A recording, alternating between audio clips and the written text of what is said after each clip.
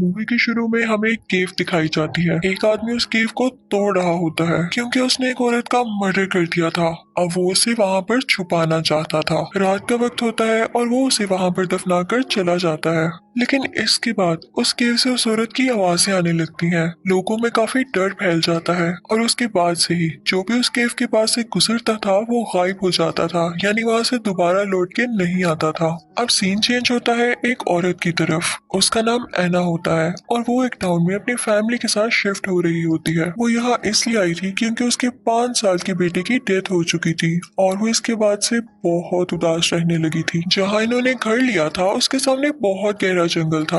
वहाँ पर एक ऐसा एरिया भी था जहाँ पर जाना मना था। उसके चारों तरफ बाउंड्री थी कि कोई भी उसके अंदर ना जा सके। अब मैं आपको बताऊं तो ये जगह कोई और नहीं बल्कि वही केव एरिया था। यहाँ टाउन में ऐना की सास यानी मदर इन लॉ भी उनके साथ रहती है। ऐना की फैमिली में उसकी बेटी, उसका हस्बैंड और उसकी सास ही थी बस। उसकी सास को कोई मेंटल डिसऑर्डर होता है लेकिन ऐना उनका बहुत ख्याल रखती थी। ऐना की सास के पास ये पावर थी कि वो मरे हुए लोगों की आवाज सुन सकती थी, जिसकी वजह से वो बहुत अजीब अजीब बातें भी किया करती थी। उसके बाद हम 2 बच्चों, एक लड़का और एक लड़की को देखते हैं। उनका क्यूट सा पपी गुम चुका था जिसको ढूंढने के लिए वो लोग पोस्टर्स बांट रहे थे। वो दोनों अपने पपी को ढूंढते ढूंढते उसी केव तक पहुंच जाते हैं। उस केव में बहुत अंधेरा होता है। वो अपनी मोबाइल टॉर्च ऑन करके उस केव के अंदर देखती है। उसे ऐसा लगता है कि जैसे कॉर्नर में कोई मूव कर रहा है। इसी के साथ ही उस बच्ची को कोई केव के अंदर खींच लेता है। ऐना को जब शोर सुनाई देता है तो वो पुलिस को कॉल करती है।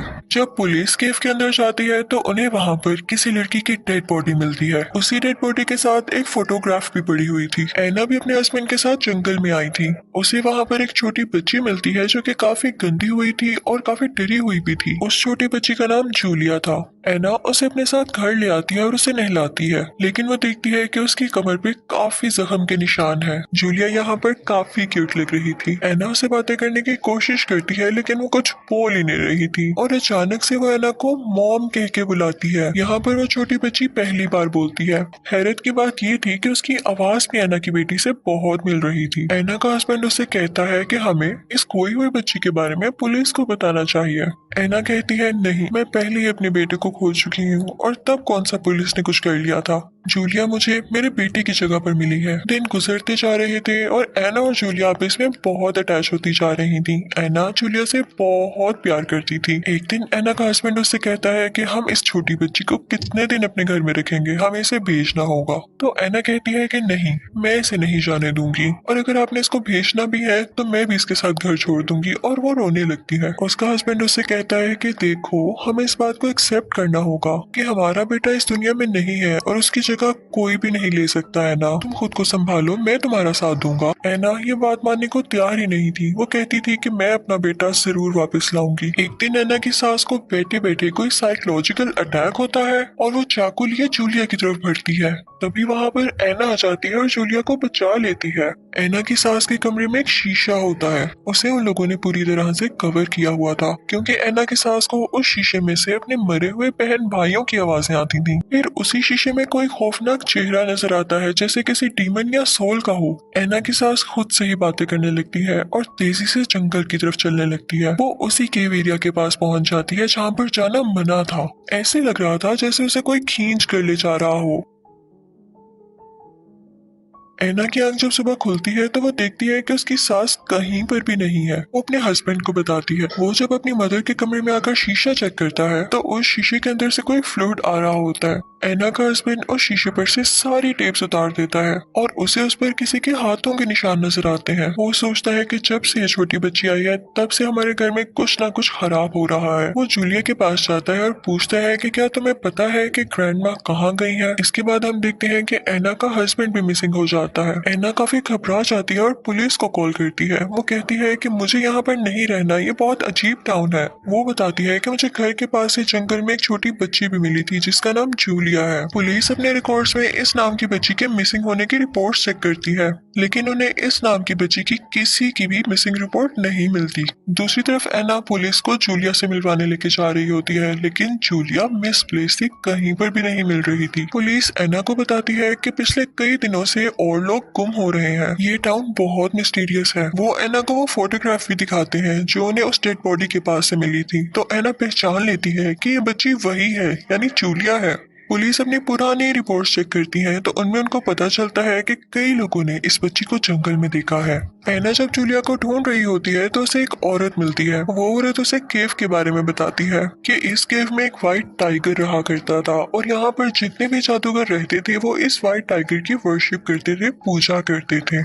उनमें से एक जादूगर ने जब टाइगर की पूजा की तो टाइगर ने उसकी सोल लेना चाही, लेकिन जादूगर को अपनी जान बचाना थी तो उसने उस पर रिचुअल करना शुरू कर दिया। जादूगर ने एक शीशे पर अपना खून गिराया, लेकिन टाइगर को वो खून अच्छा नहीं लगा क्योंकि उसे किसी प्योर सोल का खून चाहिए था। इस वजह से जादूगर ने अपनी बेटी यानी जूलिया को सेक्रीफाइस कर दिया। इसके बाद वो दोनों गायब हो गए। इसी दिन के बाद से लोग गायब होने लगे थे। पुलिस ऑफिसर्स को जूलिया के कुछ फोटोग्राफ्स भी मिलती हैं। उन्हें पता चलता है कि वो जादूगर जूलिया को मारा करता था और फिजिकली अब्यूज करता था।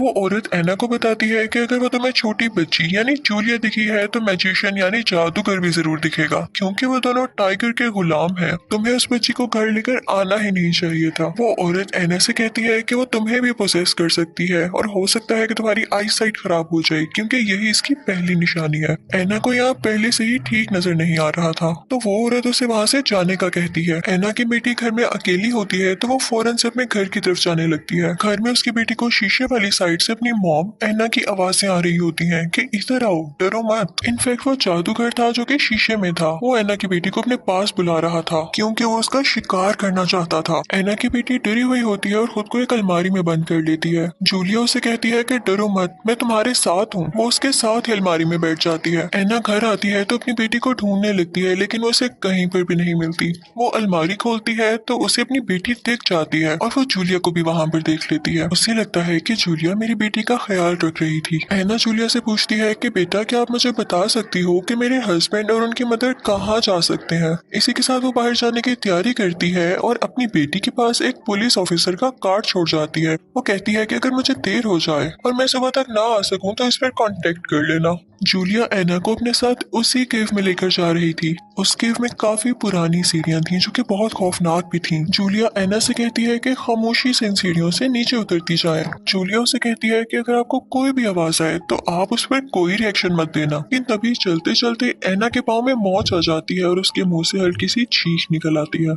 उसकी आवाज निकलते ही पूरे केव में आवाजें गूंजने लगती हैं। उसकी बेटी और उसका हस्बैंड उसे अपनी तरफ बुला रहे होते हैं। एक कॉर्नर में से एना को अपनी बेटी की आवाज आती है कि मॉम यहाँ पर आए, यहाँ पर बहुत खौफनाक आदमी है और मुझे डर लग रहा है। अपनी बेटी की दर्दनाक आवाज सुनकर एना का दिल पिघल जाता है। वो उससे कहती है कि बेटा मैं आ रही हूँ, और तभी उस तरफ बढ़ने लगती है, लेकिन जूलिया उसे जबरदस्ती रोक लेती है और कहती है कि वहाँ मत जाए। तभी वहाँ पर वो जादूगर आता है जिसे टाइगर ने पोजेस किया हुआ था। वो उन्हें मारने लगता है, लेकिन वो दोनों केव के एक हिस्से में छुप जाती हैं। उस जगह जाते हुए एना का पाँव कहीं फंस जाता है। वो जादूगर उसके करीब आने की कोशिश करता है, लेकिन एना अपना पाँव किसी न किसी तरह छुड़ा लेती है और वहाँ से भाग जाती है।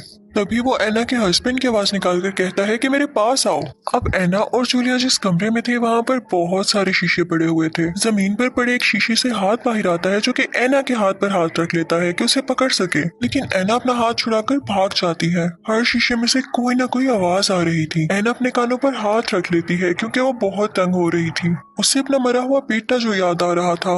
एना एक शीशे के साथ खड़ी हुई थी जिसमें से वो जादूगर उसे अपने अंदर खींचने की कोशिश करता है, यानी वो शीशे के अंदर। लेकिन तभी एना का हस्बैंड वहां पर आ जाता है और एना को बचाकर वो शीशा तोड़ देता है। यहाँ पर हम देखते हैं कि एना का हस्बैंड ब्लाइंड हो चुका है और वो एना से कहता है कि तुम यहाँ से निकल जाओ। एना उस केव से बाहर आ रही होती है कि तभी उसको उसी पुलिस ऑफिसर की कॉल आती है। वो उसे सब बताने की कोशिश कर रही होती है कि कॉल डिस्कनेक्ट हो जाती है और वो फिर से गिर जाती है। अब एना और एना का हस्बैंड इकट्ठे केव से बाहर आने की कोशिश करते हैं, लेकिन वो जादूगर जो अब क्रिएचर बन चुका था, उसके मुंह पर सफेद बाल भी थे, वो उसके हस्बैंड को खींचने की कोशिश करता है, लेकिन एना अपने हस्बैंड को खुद ऊपर कर लेती है। अब एना उसका हस्बैंड हस्बैंड बाहर जा रहे होते हैं कि पीछे से जूलिया की आवाज आती है। वो कहती है कि मॉम, आप तो मुझे कह रही थी कि आप मुझे कभी छोड़कर नहीं जाएंगी, तो अब क्यों जा रही हैं? प्लीज मत जाना। लेकिन एना अब जूलिया पर ट्रस्ट नहीं कर सकती थी। यहाँ पर एना की आंखों की रोशनी भी जा चुकी थी, यानी वो और उसका हस्बैंड दोनों ब्लाइंड हो चुके थे। वो दोनों एक दूसरे का हाथ पकड़कर ऊपर जाने की कोशिश करते हैं, लेकिन वो सीढ़ियाँ इतनी ज्यादा थी कि खत्म ही नहीं हो रही थी। तभी पीछे से उसे अपने मरे हुए बेटे की आवाज आती है, जो कहता है कि मॉम, मुझे दोबारा से छोड़ के मत जाए। ये सुनकर एना का हार्ट मेल्ट होने लगता है, लेकिन उसका हस्बैंड उसे कहता है कि तुम भी जानती हो कि वो मर चुका है और ये वो नहीं है। एना दोबारा से अपने हस्बैंड के साथ ऊपर चढ़ने लगती है, लेकिन इस बार उसका बेटा बहुत सैड होकर कहता है कि मॉम मत जाए। यहाँ पर उसे रहा नहीं जाता और वो अपने शोहर का हाथ छोड़कर कहती है कि मैं जल्द अपने बेटे को वापस ऊपर लेकर आऊंगी, सॉरी। नीचे जाकर एना को जूलिया मिलती है, वो उसे गले से लगा लेती है और फिर वो दोनों केव के अंदर चले जाते हैं कहीं। दूसरी तरफ हम एना के हस्बैंड को देखते हैं, जो कि केव से बाहर आने में कामयाब हो गया था, लेकिन एना का कोई अता पता नहीं चलता। अब उस केव को सील कर दिया गया था और इसी के साथ ये मूवी भी एंड हो जाती है। कहा जाता था कि वो टाइगर ही था जो लोगों के मरे हुए रिलेटिव्स की आवाजें निकालकर उन्हें अट्रैक्ट करता था और फिर उन्हें अपना शिकार बना लेता था। यही वजह थी कि केव के पास जो भी आता वो गायब हो जाता था। Thank you for watching.